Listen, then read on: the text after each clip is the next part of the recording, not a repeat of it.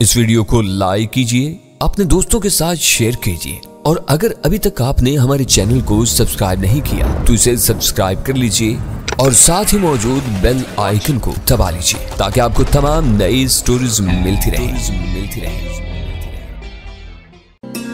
अचानक इन्कास बढ़ जाने से भी ऊपर वाले चौंक सकते थे। हम पहले कमरे से गुजरकर छोटे कमरे में घुसे ही थे कि अचानक फिजा किसी धाती चीज की झनकार से गूंज उठी और हम सब उछल पड़े। अंधेरे में वीरा बौखलाकर फर्श पर झुकी हुई कुछ उठा रही थी। धात से बनी हुई चीज की खोखली झनकार से मैंने अंदाजा लगाया कि अंधेरी की वजह से वीरा किसी गुलदान वगैरह से टकरा गई थी। क्या है ये शोर क्यों हो रहा है? ऊपर से कोई गुस्से में दहाड़ा। वो आवाज सुनकर मैं चौंक पड़ा। वीरा के हल्क से मस्कीन सी आवाज निकली जो बिल्ली की आवाज से 100% मुशाबा थी। अब घर में बिल्लियां लोट लगाएंगी। ऊपर से वही झल्लाई हुई बुलंद आहंग आवाज गूंजी। फिर उसने किसी को पुकारा, राजू, अबे और राजू, तू कहां मरा पड़ा है? वो आसान शहरी सिंधी में अपने गैज़ो गज़ब का इजहार कर रहा था, जिसमें उर्दू की अमेज़िश की वजह से उसकी हर बात कम अज कम मेरी समझ में आ रही थी। राजू शायद उसी मुलाजिम का नाम था जो मेरे हाथों डार्ट का निशाना बनकर बेहोश पड़ा हुआ था। छोड़ मुराद, क्यों गुस्सा करता है? इस बार निस्वानी आवाज बुलंद हुई जो मखमूर और नाज आफरी थी। अपनी तरह बिल्लियों को भी आजाद फिरने दें, बिला वजह गोपाल की नींद भी खराब होगी। राजू हराम खोर हो गया है। कदमों की वजनी चाप के दरमियान मुराद जरीफ की आवाज उभरी। उसने कोई दरवाजा खुला छोड़ दिया होगा। बिल्लियां कमरों को गंदा कर देती हैं। कदमों की आवाज करीब आती जा रही थी। हम चारों तेजी से ओट में हो गए। चट की आवाज के साथ जीनों का कोई बल्ब रोशन हुआ और छोटा कमरा यकायक रोशनी से भर गया। हमें सुराज से वो कमरा छोड़ना पड़ गया। वहां कहीं भी ऐसी कोई आड़ नहीं थी कि उजाले में हम इसकी नजरों से महफूज रह सकते। साला हराम का पिल्ला। मुराद के कदमों की चाप जीनों पर मुंतकिल हो चुकी थी। पता नहीं क्या पी कर सोया है कि सुनता ही नहीं है। अभी 2 हाथ मारूंगा ना तो सारी नींद काफूर हो जाएगी। वो राजू पर बरसता हुआ नीचे आ रहा था। हम छोटे कमरे के साथ वाली ख्वाबगाह में दीवार से लगकर खड़े हो गए। राजू की चारपाई तक पहुंचने से पहले उसे इस कमरे से जरूर गुजरना पड़ता। वीरा की गैर इरादी गलती मुराद के लिए अच्छा खासा जाल बन गई थी और वो अपने कदमों से चलकर इस जाल में फंसने के लिए आ रहा था। मुराद को नाज रखने दिखाने वाली औरत उसके पीछे पीछे नहीं आई थी, ना ही उसने दोबारा मुराद को आवाज दी थी। इसके बुलंद आवाज में कहे हुए फिक्रों से यह अंदाजा जरूर हो गया था कि गोपाल भी ऊपर सो रहा था। मुराद वक्फे वक्फे से राजू को आवाजें देता और फिर गंदी गंदी गालियां बकता सीढ़ियों से नीचे आया। वो छोटे कमरे से गुजरकर जूं ही सोने के कमरे में दाखिल हुआ, मैंने पूरी कुव्वत से उसके जबड़े पर एक मुक्का रसीद किया। उसके लिए वो वार गैर मुतवक्का था। वो हल्की सी चीख और गुर्राट के साथ लड़खड़ाता हुआ एक तरफ चला गया। शायद हम सब ने ही देख लिया था कि मुराद के हाथ में कोई हथियार नहीं था। वो राजू और बिल्ली से अपना हिसाब चुकाने के लिए अपने उशरत कदे से बाहर आया और हमारे नरगे में फंस गया। अब कोई उसे हाथ नहीं लगाएगा। वीरा यह कहकर उछली और उसके सामने फर्श पर जा टिकी। वो खौफनाक और गैर यकीनी मुहिम अचानक एक तरफा रुख इख्तियार कर गई थी। मैं दरवाजे के करीब स्विच बोर्ड से इस कमरे के अंदर रोशनी कर दी। हामिद अपने लिबास में पोशीदा राइफल निकाल कर कमरे के दरमियानी दरवाजे पर जम गया ताकि ऊपर से आने वाले किसी दूसरे नए दुश्मन को बर वक्त अपने निशाने पर ले सके। मेरे जोरदार मुक्के के असरात से संभल कर मुराद सीधा हुआ ही था कि वीरा किसी माहिर लड़ाका की तरह अपने बाएं पंजे पर घूमी और उसकी लात मुराद के मुंह पर इतनी जोर से पड़ी कि वो बलबलाता हुआ अकबी दीवार से जा टकराया। इस मरहले पर मैंने देखा कि उसके बाएं रुखसार पर वो पैदाइशी स्याह मस्सा मौजूद था जो उसकी शनाख्त करार दिया जाता था। मुराद फिर संभल कर उठा। इस बार वीरा ने उसे फ्लाइंग किक मारी। इसके दोनों जूते पूरी कुव्वत से मुराद के सीने पर लगे और वो किसी अंधे की तरह अपने दोनों हाथ फिजा में लहराता रह गया। वीरा किसी माहिर बाजीगर की तरह अपनी हथेलियों को फर्श पर टिकाकर फिजा में खड़ी कलाबाजी लेती हुई अगले वार के लिए तैयार थी। शायद इसकी घुटी घुटी चीखों और थमाचुकड़ी की आवाजों ने उसका नशा हिरन कर दिया था और उसने बौखलाकर गोपाल को नींद से बेदार कर दिया था। उसने नशे में चूर आवाज में ऊपर से बनकारना शुरू कर दिया था। मुराद के सर और दहाने से खून बहना शुरू हो गया था। मेरे एक घूंसे के बाद वीरा ने अपने ताबड़तोड़ हमलों से उसे इतना बदहवास कर दिया था कि वो सही तरीके से अपना दिफा करने की काबिल भी नहीं रहा था। मैं एक एक को देख लूंगा, सबको फना कर दूंगा। ऊपर से दूसरी मर्दाना आवाज आ रही थी। मैं मुराद को वीरा के रहमो करम पर छोड़कर उसी लम्हे हामिद के बराबर खड़ा हो गया और धीमी आवाज में उसे हदायत की, फायर मत करना, उसकी आवाज दूर दूर तक सुनी जाएगी, ऐसा ना हो कि बाहर भीड़ जमा हो जाए। अगर इसने पहल की तो क्या होगा? हामिद ने संजीदगी से कहा, उसकी टांगें छलनी कर देना। अव्वल खान ने हम दोनों के मुज़ाकरात सुनकर सफाकाना लहजे में सरकोशी की। यह पूरा टोला किसी भी हमदर्दी या रहम का मुस्तहिक नहीं है। हामिद से बात पूरी करके वो मेरी तरफ मुतवज्जा हो गया। तुम फिक्र मत करो, फायरिंग की आवाज सुनकर बाहर बैठे हुए लोग भी भागकर अपने घरों में छुप जाएंगे। मैदान साफ होने का यकीन होने तक कोई बाहर नहीं आएगा। दूसरा शख्स नशे में था मगर मुसल्ला था। उसके कदमों की चाप वाज़ेह नहीं थी। वह फर्श पर पैर घसीट घसीट कर चल रहा था। इसने जीनों के सिरे पर आते ही नीचे की तरफ फायर किया जो कतई बेमकसद था। ठक की आवाज के साथ फायर हुआ और गोली कंक्रीट की दीवार में कहीं पवस्त होगी। इसका रिवाल्वर साइलेंसर से लैस था। हामिद ने सवालिया नजरों से मेरी तरफ देखा। मैंने कहा, वही करो जो अव्वल खान कह रहा है। जल्दी बताओ कि आज का कैदी कहाँ है? वीरा हाँफती हुई मुराद के सर पर सवार थी। मुराद ने हकारत से फर्श पर थूक दिया मगर थूक कहाँ, वो खून ही खून था। वीरा के हाथ चलने लगे। गोपाल अपने बे आवाज रिवाल्वर के जोम में मुब्तला था। वो किसी खतरे की परवाह किए बगैर लहराता हुआ सीढ़ियां तय कर रहा था। गहरी नींद और नशे का खुमार उस पर गालिब था। मैंने हामिद के हाथ से उसकी खुदकार राइफल लेकर नाल सीधी की और सीढ़ियों की रेलिंग के दरमियान से गोपाल की टांगों पर एक हल्का सा ब्रस्ट मार दिया। वो चीख मारकर वहीं गिरा और फिर सीढ़ियों से बुरी तरह लुढ़कता हुआ नीचे आया। फर्श पर थमने तक उसका रिवाल्वर उसके हाथ से निकल चुका था और वो खुद बेहिस्सो हरकत था। इसके बदन पर सिर्फ पाजामा था जिसके निचले हिस्से पर सिर्फ खून नजर आ रहा था, मगर उसकी बेहोशी सीढ़ियों के किनारों से सर के किसी नाजुक हिस्से पर आने वाली जर भी हो सकती थी। मैं अपना पिस्तौल लेकर तेजी से सीढ़ियों पर चढ़ता चला गया। ऊपर सन्नाटा था। नशे में मखमूर औरत भी शायद दहशत से किसी कोने में जा छुपी थी, क्योंकि वहां कहीं से कोई आवाज नहीं आ रही थी। अंदर जो भी है हाथ उठाकर बाहर आ जाए, इसे कुछ नहीं कहा जाएगा। मैंने एक ज़ैतून की ओठ लेकर कहा। मेरे कानों में मुबहम सी सरगोशियों की आवाज आई। वो औरत अकेली नहीं थी, उसके साथ कोई और भी था जिससे वो मशवरे कर रही थी। मैंने उन्हें दोबारा बाहर आने की वार्निंग दी। इस बार मैंने ये धमकी भी दी कि इन्होंने मेरे हुक्म पर अमल नहीं किया तो कमरों में घुसकर हर एक को कैदी बना लिया जाएगा। नीचे की लड़ाई सिमटी हुई थी। वीरा बहुत बेरहमी से मुराद से बाज पुरस कर रही थी। अव्वल खान भी मेरे पीछे आकड़ा हुआ। नीचे वीरा के साथ सिर्फ हामिद रह गया था। हम दोनों चंद सानियों तक मुंतजिर रहे। फिर एक दरवाजे से दो औरतें अजीब हुलिये में बरामद हुई। इनकी आंखों में खुमार के डोरे तैर रहे थे। काजल फैला हुआ था। गाजा और सुर्खी एक दूसरे में गलत मलत होकर रह गई थीं। इनके बने सवरे बाल बिखरे हुए थे।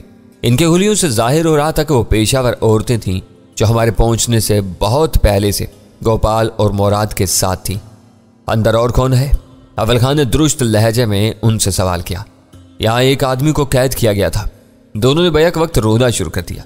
इनमें से निस्बतन मुआम्मिर औरत ने बैन करने के अंदाज में बताया कि वो दोनों बाजार वालियां हैं। इन्हें थोड़ी देर के लिए वहां बुलाया गया था, लेकिन दोनों मर्दों ने ज्यादा नशा करके इन्हें जबरदस्ती बाहर रोक रखा था और इनके साथ दराज दस्ती की कोशिश कर रहे थे। घर में इनके सिवा और कोई नहीं था। मक्कारी इन दोनों की खमीर में शामिल थी। अपनी जान बचाने के लिए वो कोई भी बड़े से बड़ा झूठ बोल सकती थी। अपने दोनों पर सितारों का पलड़ा हल्का पड़ता देखकर उन्होंने इनसे मुंह फेर लिया था। उधर दीवार की तरफ मुंह करके खड़ी हो जाओ। मैंने पिस्तौल की नाल से इशारा करके उन्हें हुक्म दिया। दोनों सहमती लरसती हुई दीवार से जा लगी। इनके चेहरे मेरी तरफ थे। इन्हें खौफ था कि इन्होंने मुंह फेरा तो पुश्त से उन्हें गोलियां मार दी जाएगी। इनकी ज़हनी हालत का अंदाजा करते हुए मैंने अपनी हदायत पर मजीद इसरार नहीं किया। इन्हें अव्वल खान की निगरानी में छोड़कर मैं कमरों की तरफ बढ़ गया। इस मंजिल पर दो ख्वाबगाहें थीं। एक कमरा बैठक मालूम हो रहा था। ख्वाबगाहों की बेतरतीबी जुबान हाल से गुजरे हुए वक्त की कहानी सुना रही थी, लेकिन वहां कोई जी नफ्स मौजूद नहीं था। ऊपर का दालान भी खाली पड़ा हुआ था। दोनों अंदर जाओ और 1 घंटे से पहले कमरे से बाहर न निकलना। मैंने उन्हें मुस्ता सुनाया। इसके बाद तुम्हारी मर्जी होगी कि यहीं सोती रहो या खामोशी से फरार हो जाओ। उन्होंने मेरे फैसले पर अमल करने में बिल्कुल ताखीर नहीं की। तकरीबन दौड़ती हुई उसी कमरे में जा घुसी जिससे वो बरामद हुई थी। अंदर जाते ही उन्होंने दरवाज़ा बंद कर लिया। ऊपर की तलाशी लेने के बाद मेरे जहन पर मायूसी तारी होने लगी। हमने सुल्तान शाह की तलाश में वो दौड़ लगाई थी, लेकिन इसका कहीं नामो निशान तक नहीं था। अव्वल खान भी इस नाकामी पर आजुर्दा था। हम दोनों नीचे पहुंचे तो मुराद भी वीरा के हाथों पिटते पिटते बेहोश हो चुका था। वीरा एक कुर्सी पर बैठी अपने हाथ साफ कर रही थी। इसकी खामोशी इस बात की गुमाज थी कि वह अपनी सर तोड़ कोशिशों के बावजूद मुराद ज़रीफ से कुछ नहीं उगलवा सकी थी। हमने बहुत गौर से इस कदीम मकान के चप्पे चप्पे का जायजा ले डाला, फर्श को ठोंक बजा कर देखा, लेकिन कहीं किसी तहखाने की मौजूदगी दरियाफ्त नहीं कर सके। हर तरफ से नाकाम होकर हम मुराद के करीब यकचा हो गए। यह कितना ही सख्त जान क्यों ना हो, कहीं ना कहीं इसकी कुव्वत बर्दाश्त जवाब दे जाएगी। अव्वल खान ने यकीन से कहा, अब हमें यहाँ वक्त ज़ाया करने के बजाय मुराद को साथ लेकर जल्द अज जल्द निकल जाना चाहिए। सुल्तान शाह को इसकी किस्मत के रहमो करम पर छोड़ दिया जाए। वीरा ने पूछा, तुम बताओ कि इसके लिए क्या किया जा सकता है, हम तुम्हारे हर मशवरे पर अमल करेंगे। वीरा के पास कोई जवाब नहीं था। चंद लम्हों की खामोशी के बाद उसने पूछा, क्या तुम मुराद को कराची ले जाना चाह रहे हो? फिलहाल यहाँ से निकलो, ये फैसले बाद में होते रहेंगे, मैंने कहा। हामिद ने अकबी दरवाज़ा अंदर से बुलेट कर दिया था। अव्वल खान ने गोपाल के घर का अगला दरवाज़ा खोला तो कुर्बो जवार के बाज मकानों की खिड़कियों में मुतजस्सिस इंसानी चेहरे मौजूद थे। अव्वल खान ने अपनी राइफल की नाल आसमान की तरफ करके यके बाद दीगरे 2 फायर कर दिए। नजर आने वाले सारे चेहरे यकायक रूपोश हो गए। इस असना में हामिद जीप लेने के लिए दौड़ लगा चुका था। जीप अगले दरवाजे पर रुकी। खून में लथड़े हुए खस्ता हाल मुराद को चारों ने एहतियात से जीप के अकबी हिस्से में डाला और हम मुनासिब रफ्तार से वहां से रवाना हो गए। Eagle calling. अव्वल खान ने अपने ऑपरेटर्स पर पैगाम नशर किया, हम बाहर जेल रोड पर आ रहे हैं, वापसी के लिए रुख मोड़ दो और जीप पर निगाह रखो। तुम्हें हमारे पीछे पीछे आना है। ओवर। यस सर, हम अबाउट टर्न हो रहे हैं। ओवर। अरे ये बेगम साहब कुछ कहना चाह रही हैं sir. Over. Baby I am sorry. अव्वल खान ने गजाला के लिए पैगाम दिया, वो नहीं मिला मगर मुराद हमारे कब्जे में है, बाकी बातें बाद में होंगी, अभी हमें शहर से निकलने की फिक्र है। Over and all.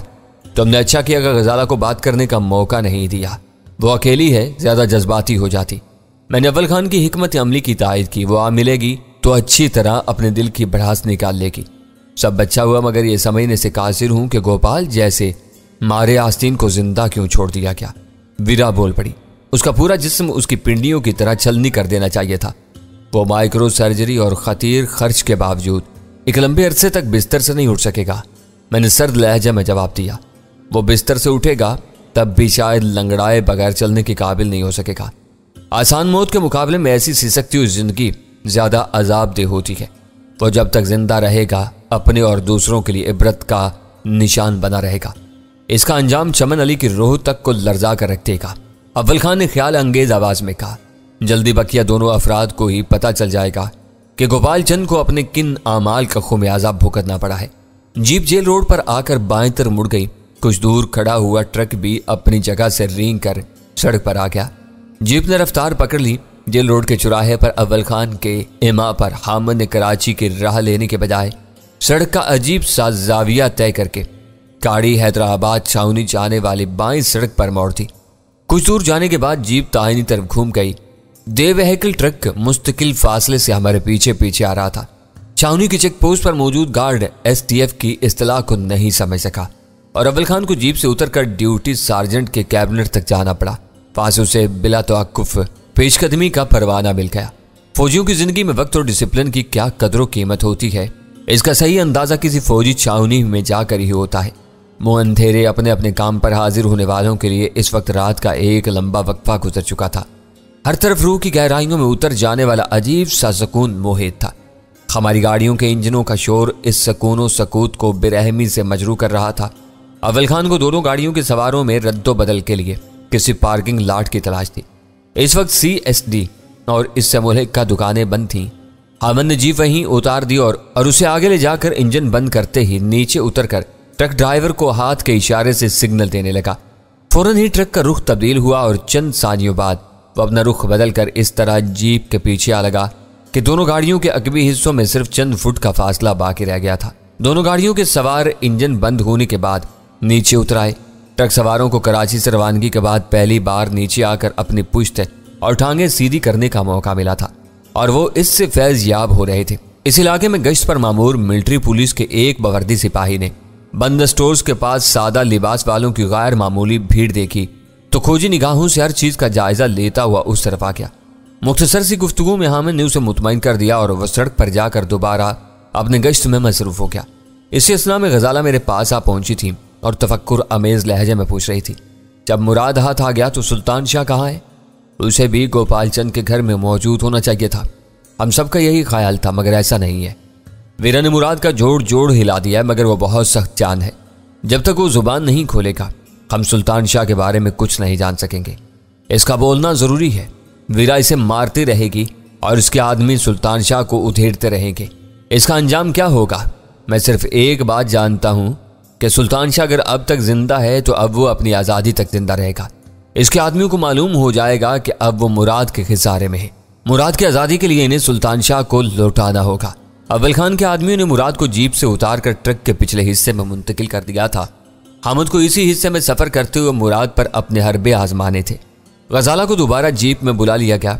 STF के चंद कारकुन आज़ादी से सिगरेट वगैरह पीने के लिए अपने अफसरान से दूर निकल गए थे। इनके लौटते ही छावनी से रवानगी होगी। इस बार जीप के ड्राइविंग व्हील पर अव्वल खान खुद मौजूद था। छावनी की हदूद से निकलकर उसने कराची से जाने वाली राह इख्तियार की। मैं कुछ देर तक खामोश रहा, फिर मंजिल के बारे में उससे सवाल किए बगैर नहीं रह सका। तुम्हारा क्या ख्याल है? मैं सुल्तान शाह के मामले को मुअल्लिक छोड़कर कराची वापस जाने के बारे में सोच सकता हूँ। तुम अपने साथ हामिद को भी ले आए हो। स्टेशन 4 पर तुम दोनों में से एक का मौजूद रहना जरूरी होता है। हो सकता है कि तुम वापसी के बारे में सोच रहे हो। मैंने अपने जहन में मौजूद शुबा उसके सामने रख दिया। हंगामी ज़रूरियात और फैसलों के लिए हमारी ज़रूरत पड़ती है, वरना दरमियाने दर्जे के अफसरान को सब मालूम होता है कि कैसे क्या करना है। इस वक्त सुल्तान शाह की बाजियाबी STF की सबसे बड़ी इमरजेंसी है, लेकिन हम इसे कब तक सड़कों पर लिए घूमते रहेंगे? वीरा ने एहतिजाज किया। मैंने इस पर जो बेरहमाना तशद्दुद किया है वो कब्र के मुर्दे को भी बोलने पर मजबूर कर देता है। वो बहुत ढीठ और सख्त जान है। इब्तदा में हर मुजरिम ऐसा ही नजर आता है, मगर फिर बोल पड़ता है। तशद्दुद चार चोट की मार का नहीं, मुजरिम के ज़हनी तोड़ फोड़ का नाम है। ये एक बाकायदा फन है जिसमें जिस्मानी तशद्दुद के साथ नफ्सियाती हरबे भी इस्तेमाल होते हैं।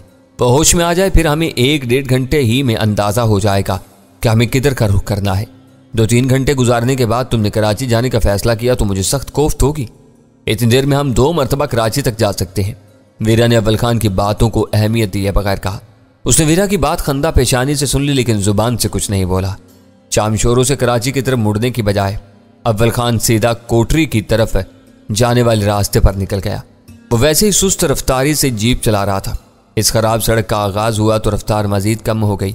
मैंने अंदाजा लगाया कि इस रास्ते से कोटरी का पूरा संथी इलाका अबूर करके वो दूसरी तरफ से हैदराबाद पहुंचा तो आसानी से 1 घंटा गुजर जाएगा। न हमवार और जगह जगह से टूटी हुई सुनसान सड़क पर हमारा सफर जारी रहा। सड़क के दोनों तरफ मौजूद रेत के ऊंचे ऊंचे टीले हेडलैम्प्स की रोशनी में धरती के फोड़ों की तरह नजर आ रहे थे। Bird calling over. वीराने का सफर खत्म होने से पहले हामिद का पैगाम आ गया। कहे जाओ मैं सुन रहा हूं, ओवर। अव्वल खान ने बाएं हाथ से अपने ऑपरेटर्स का बटन दबाकर कहा। जख्मों पर बीड़ी के पानी के इस्तेमाल से वो होश में आ गया है, मगर बहक रहा है। आपको अंदाजा है कि अब उसके साथ जो कुछ होगा उसके नतीजे में चीखें मारने लगेगा, ओवर। सामने रोशनियां नजर आ रही हैं, इसके मुंह में कपड़ा ठोंस दो ताकि इसकी चीखें न निकल सके। हमें जल्द से जल्द नतीजे की जरूरत है ताकि हम कोई फैसला कर सकें। आधे घंटे बाद हम इसे रेलवे लाइन से बांधकर किसी ट्रेन की आमद का इंतजार करेंगे और इसके टुकड़े होते ही वापस कराची लौट जाएंगे, ओवर। ओके सर, अब मैं आधे घंटे बाद रिपोर्ट दूंगा, ओवर। हामिद का जवाब आया, ओवर एंड ऑल। अव्वल खान ने गुफ्तगू खत्म कर दी, मगर उसका ऑपरेटर्स बदस्तूर आन था। तुम वाकई इसे ट्रेन के नीचे कटवा दोगे या इसे दहशतज़दा करने के लिए सब सुना रहे थे? वीरा ने पूछा। हम इसे कटवा सकते हैं, मगर सुल्तान शाह की आज़ादी के बाद। इस वक्त सारी गुफ्तगू से सुनाने के लिए की गई है। इसे यह एहसास दिलाना जरूरी था कि हम इसे सुल्तान शाह की वापसी तक पालने का कोई इरादा नहीं रखते। जीप में खामोशी छा गई। इस वक्त हम लेवल क्रॉसिंग अबूर करने के बाद संती इलाके में दाखिल हो चुके थे। सिर्फ 15 मिनट गुजरे थे कि हामिद फिर लाइन पर आ गया। इसकी दी हुई इतला सुनकर वीरा हैरत से अपनी निशिस्त पर उछल पड़ी। चीरा लगने के बाद मुराद ने हथियार डाल दिए थे। उसने सुल्तान शाह पर गोपाल के मकान में कुछ तशद्दुद के बाद उसे मीरपुर खास रवाना कर दिया था। हैदराबाद में अपने हाथ साफ रखने के लिए उसने मीरपुर खास को अपना गढ़ बनाया हुआ था। आगे दूर तक आबाद इलाका है। मैं जी वापस घुमा रहा हूँ, अव्वल खान ने उसकी पूरी बात सुनने के बाद कहा। सुनसान सड़क पर रुक कर मैं खुद इससे बात करूंगा। इस मीरपुर खास का पता और फोन नंबर हासिल करो, ओवर। पता मिल चुका है, फोन नहीं है, ओवर। हामिद ने जवाब दिया। क्या पूरे मीरपुर खास में फोन नहीं है? अव्वल खान महज मुराद को मरऊब करने के लिए हो रहा है। इसे अपने किसी दोस्त का नंबर याद होगा। यह वहां ऑपरेट करता है और वहां से इतना कटा हुआ है, यह झूठ ना काबिल यकीन है, ओवर एंड ऑल। हामिद कमाल का आदमी है। वीरा की आवाज से खुशी फूटी पड़ रही थी। इसके बदन के किस हिस्से पर चीरा लगाया गया है? मैं हंस पड़ा। तुम बाज़ औक़ात बिल्कुल अहमक होकर रह जाती हो। यह निश्तर जनी वाला नहीं, दूसरा चीरा है। शिकार की टांगे फैलाकर सर पर अचानक वजन गिराया जाता है और टांगे अपने जोर से चिर जाती हैं। पता नहीं हामद ने चलते ट्रक में यह काम कैसे किया होगा। मुझे इसे यह तरीका जरूर मालूम करना होगा। हमारे ट्रक कहानी बाड़ी वाले होते हैं जिन पर पैर खुद फिसलते हैं। ड्राइवर के कैबिन की पुश्त वाली दीवार पर तेल लगाकर मुजरिम को ट्रक के फर्श पर लिटा दिया जाए, हाथ बांध दिए जाएं, टांगे पहले से खुली हुई हों और तेजी से दौड़ते हुए ट्रक को अचानक ब्रेक लगा दिए जाएं तो चीरा खुद ब खुद वजूद में आ जाता है। अव्वल खान ने बताया। दूसरा तरीका 2 आदमियों के इस्तेमाल का है। ओह, तो ये बहुत सफाकाना अमल है। वीरा शायद फुरेरे लेकर बोली थी। आदमी जिंदगी भर के लिए माजूर हो सकता है, माजूर और नाकारा हो जाता है।